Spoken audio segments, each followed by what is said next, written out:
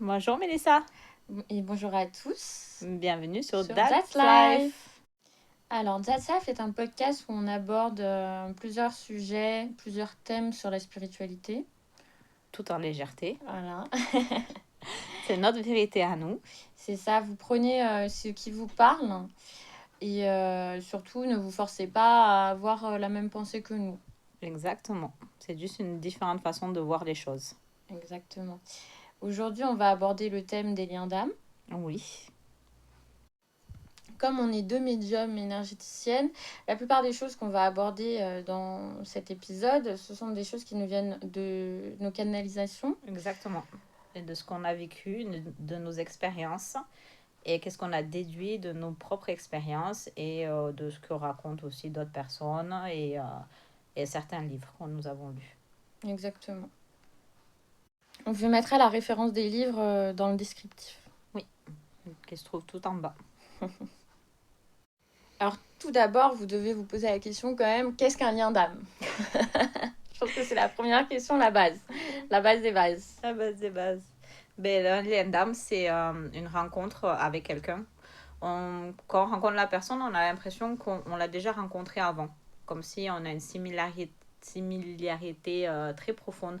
Mais on ne peut pas savoir d'où, en fait. Et on se pose la question, mais toi, je te connais déjà, mais je ne sais pas où.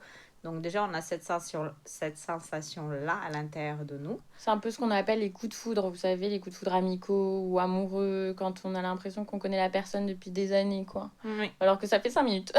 exactement.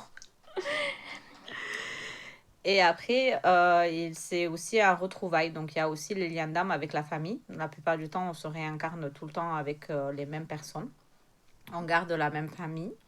Moi, je sais que j'ai eu plusieurs vies avec ma maman. Donc, on a un lien d'âme assez fort. Ça peut être nos enfants, nos sœurs et des fois, ben, nos meilleurs amis et nos conjoints, les personnes qu'on rencontre ou les conjointes. Ouais, c'est ça. Donc en fait, les liens d'âme, c'est surtout en fait des âmes qu'on a déjà côtoyées dans d'autres vies, qu'on retrouve dans cette vie-là. Exactement. Voilà. Et qui nous servent du coup à avancer et à évoluer. Oui, à relever son potentiel à l'intérieur de soi. Donc ça nous aide à faire un travail sur nous-mêmes. Ok, d'accord. Donc après, il y a plusieurs types de liens d'âme, j'imagine. Oui, Alors l'un des types les plus connus, je pense, c'est les âmes sœurs. oui, tout le monde a toujours eu ce terme. Il faut trouver son âme sœur. Et tout le monde cherché son âme sœur. Mais ça, c'était avant. C'était plus de ma génération quand j'étais jeune. Moi, j'avais beaucoup entendu parler l'âme sœur idéale, quoi. Mais il faut savoir qu'on n'a pas qu'un seul âme sœur. Non, il y en a plusieurs. Et puis c'est pas que notre amoureux en fait, parce que c'est vrai qu'avant on l'employait juste pour notre compagnon, l'amoureux, trouver son âme sœur. Oui, Mais en fait, l'âme sœur c'est plus grand que ça. exactement. Ça peut être notre sœur ou ça peut être un ami qu'on rencontre. On peut être du même sexe ou du sexe opposé. Les âmes sœurs, on en a plein et ils arrivent dans un moment précis de notre vie où on en a besoin. Donc c'est pour ça, en fonction du moment où on en est dans notre vie, ils vont venir et du coup on va évoluer avec eux ou pas en fonction de comment est la personne et comment elle la voit. Et peut-être à la fin de l'évolution et de ce qu'on a appris avec cette personne, ben, chacun va prendre son chemin. C'est un amour inconditionnel qu'on ressent envers nos âmes sœurs. On les aime quoi que ce soit, quoi qu'il en soit, pardon. Euh, c'est un amour intense, c'est comme nos frères ou nos sœurs, de toute façon, et comme on dit, hein, dans le mot, il y a sœur. Ouais. Donc, du coup, ben, même nos frères et sœurs, même si on a des problèmes avec eux, au fond de nous, on les aime quand même. Oui, et il y a deux types d'âmes sœurs. Il y a les âmes sœurs en soutien, c'est ce dont justement on parlait là, ceux qui sont là pour quand il y a un problème, en fait, on est là pour nous soutenir, en fait. On ressent cette familiarité, cette proximité, ce soutien grâce à cette âme sœur. Et on avance un peu main dans la main. C'est un peu cette sensation d'un retour à la maison, quoi. Mm. Et après, il y a les âmes sœurs qui sont venues nous faire travailler aussi.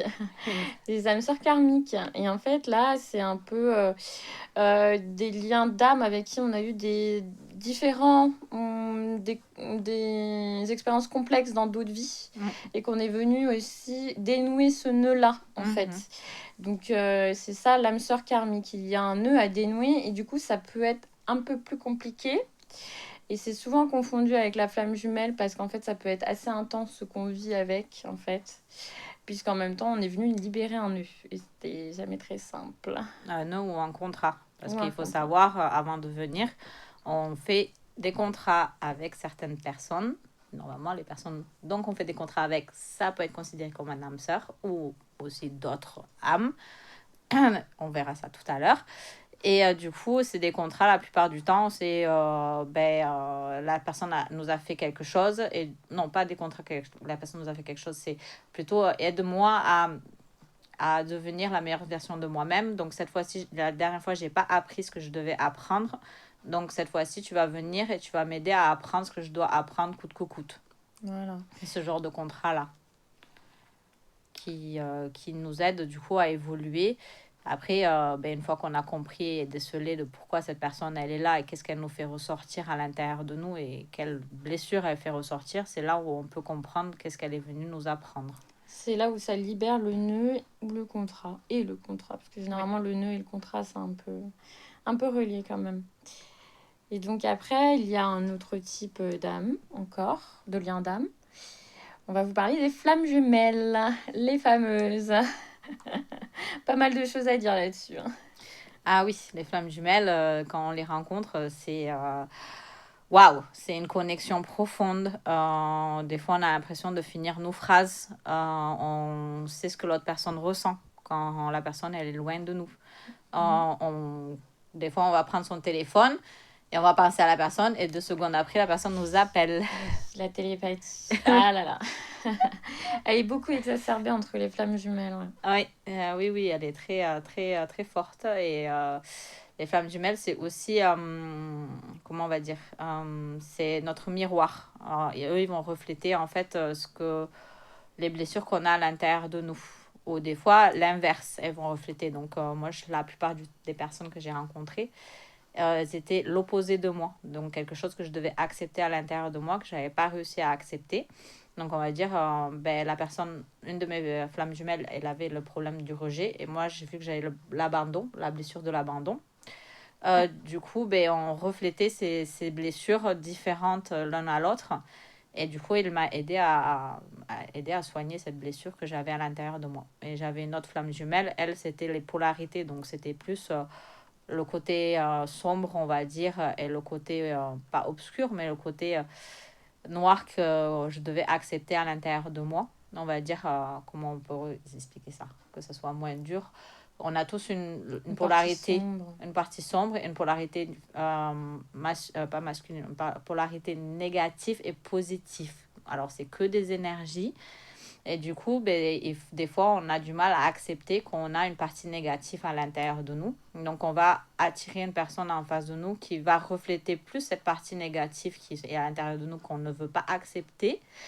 Et du coup, ça va nous aider à travailler en fait cette acceptation à l'intérieur de nous. Exactement. Et c'est en l'acceptant justement qu'on peut mieux la vivre. Quand on renie cette partie sombre de nous-mêmes, on renie justement une partie de nous-mêmes, quand je viens de dire. Donc, du coup, on est toujours dans une sorte de dualité, alors que quand on l'accepte pleinement, c'est un travail que j'ai fait, et là m'a aidé à le faire même. Et du coup, il y a vraiment une libération qui se fait, on est beaucoup plus dans le contrôle de nous-mêmes même. Et d'ailleurs, vient de parler de 2 flammes jumelles qu'elle a eues, parce que souvent on entend dire qu'il n'y a qu'une seule flamme jumelle, mais nous, dans nos croyances et dans ce qu'on a vécu, il y en a plusieurs en fait. Oui, je trouve qu'il y a plusieurs paliers de flammes jumelles. Et à fur et à mesure qu'on en rencontre et qu'on fait le travail nécessaire avec la flamme jumelle qu'on a rencontrée, parce qu'on rencontre ce dont on a besoin à ce moment-là, après on va rencontrer un autre flamme jumelle sur un autre palier. Donc l'énergie est encore différente et ça va être une sorte de contrat aussi qu'on fait avec une de mes dernières flammes jumelles que j'ai rencontrées. Le contrat, c'était carrément sur l'amour sacré. Donc on avait échangé une partie de notre cœur pour pouvoir se retrouver dans cette vie-là. Donc ça va être peut-être dans une ancienne vie ou dans un autre endroit. Ça, je ne peux pas vous le dire où ça s'est passé. Mais ce que j'ai ressenti, c'était quand j'avais rencontré cette personne, comme si quand la personne était partie, il avait volé la moitié de mon cœur et j'étais très, très triste. Et du coup, je suis allée voir un thérapeute qui m'a aidé justement à comprendre qu'est-ce qui se passait. Et elle m'a expliqué que j'avais échangé, j'avais donné la moitié de mon cœur, donc la moitié de mon amour à cette personne. Et cette personne m'avait donné la moitié du sien aussi. Donc, il y avait quelque chose à récupérer pour que je me ressens entière, en fait, à l'intérieur de moi. Et c'est comme un genre de truc qu'on fait quand on est enfant. On dit, tiens, je te donne la moitié de mon pendentif en cœur pour que je puisse te retrouver plus tard. Et on fait ces petites choses dans des anciennes vies où on fait ça dans d'autres lieux, hein, on peut le dire, avant de venir sur Terre, parce qu'on a vraiment envie d'apprendre, de revoir cette personne, parce qu'on n'a pas pu achever quelque chose avec cette personne, donc on a besoin de la revoir dans cette vie pour achever ce qu'on n'a pas réussi à achever dans une autre vie. Oui, en fait, ce qui se passe du coup avec la flamme jumelle, c'est que comme c'est un lien qui nous aide dans un parcours d'évolution par rapport à nous-mêmes et de réintégration de diverses parties de nous-mêmes, en fait, il y a plusieurs stades, comme elle le dit. Donc, en fonction de l'évolution, on va en rencontrer une, puis une autre, puis une autre, puis une autre. Exact. Voilà. Et c'est toujours pour se retrouver nous-mêmes, parce qu'on entend souvent qu'il y a cette fusion de l'un et de l'autre. Et en fait, c'est une fusion surtout de nous, en fait, pas avec l'autre. Bien sûr, on peut quand même finir avec une flamme jumelle, je pense, vraiment. Oui, on peut. Mais c'est surtout, en fait, ce qu'il faut comprendre quand les gens parlent même de réunion, c'est la réunion avec toutes les parties de vous-même qui sont un peu disséminées, en fait. Oui. C'est exact. Et donc, du coup, cette évolution, elle est, comment on va dire, vous aide à devenir une meilleure version encore de vous-même, vous aide à évoluer.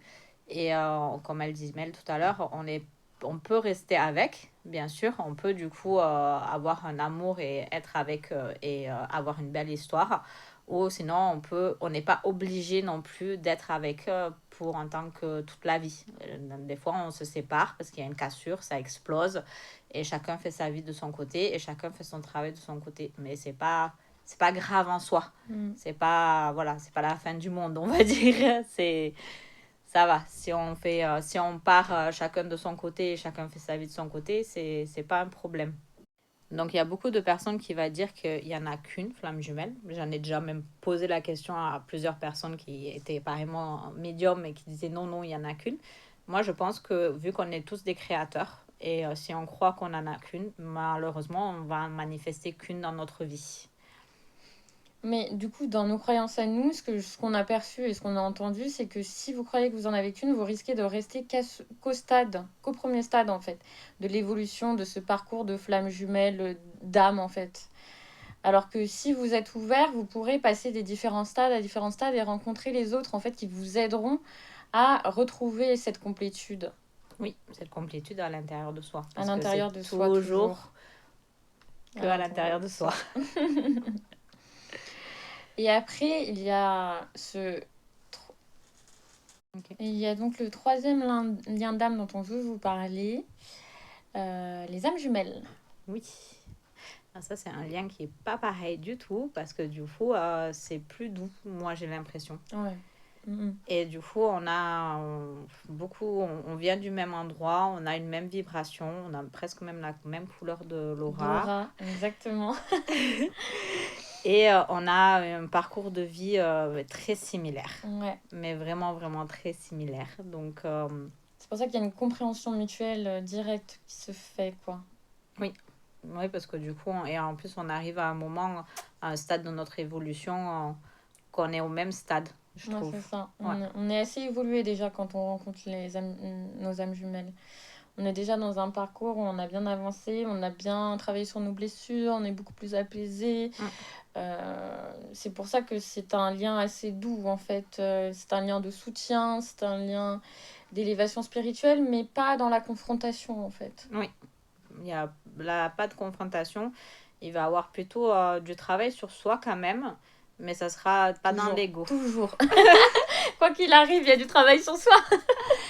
Et oui, quoi qu'il arrive, la personne va venir faire des choses qui va nous faire relever nos blessures à l'intérieur de nous, mais on va savoir que c'est pas cette personne-là qui est la cause, la conséquence de cette blessure, que c'est notre blessure à nous et qu'on doit s'isoler et travailler dessus. C'est toujours dans le soutien et dans l'amour et dans la compréhension, parce que comme le parcours est similaire, ça permet la compréhension des blessures de l'autre, en fait. Oui. Et du coup, il y a déjà eu une dissolution des barrières de l'ego, en fait. Du coup, on a des réactions vraiment plus posées que égotiques. Oui. plus dans la douceur. Voilà. Du coup, je pense que c'est quelque chose aussi que, je sais pas, qu'on reconnaît directement en fait quand même. C'est vraiment comme une sorte de flash quand même quand on la rencontre. Oui, il y a une sorte de flash, on peut dire. On se sent bien avec, comme si il y a une similitude. On est confortable, on se sent en sécurité et il n'y a pas ce rentre-dedans de sentiments. Et il y a une bonne compréhension, une bonne communication aussi qui se passe. Et c'est vraiment un lien qui est complètement différent, en tout cas, moi, je trouve. Moi aussi, je trouve que c'est vraiment... Puis c'est vraiment l'âme qui parle, quoi. Je trouve que c'est brillant, on sent cette petite... Comme deux enfants qui se retrouvent et qui sont en train de rire, en fait. Je trouve qu'il y a cette petite énergie-là de rire d'enfant, en fait. Et on peut être qui on est vraiment aussi. Parce que du coup, on n'a pas ce truc d'avoir besoin de porter plein de masques pour plaire à l'autre personne, en fait. On est vraiment qui on est et la personne nous accepte vraiment tel qu'on est et il reconnaît, en fait... on se reconnaît l'un dans l'autre. Des fois, on peut même regarder l'autre personne et dire « Ah, mais tiens, c'est pour être moi, en fait, en train de parler. » C'est ça. Donc voilà pour les liens d'âme. On espère que ça vous a plu. Oui. Que vous avez trouvé ça intéressant et que ça vous a parlé. Exactement. Et si vous avez d'autres expériences, n'hésitez pas à nous les faire parvenir. Ah ouais, ce serait intéressant d'ailleurs. Oui, on aime bien. Donc pensez à vous abonner, à liker. Oui. Et comme elle dit, laissez-nous des petits commentaires sur vos expériences, juste pour nous dire que vous avez aimé, ça fait toujours plaisir. Exactement. Et au prochain épisode, et bonne soirée ou bonne journée en fonction. À bientôt!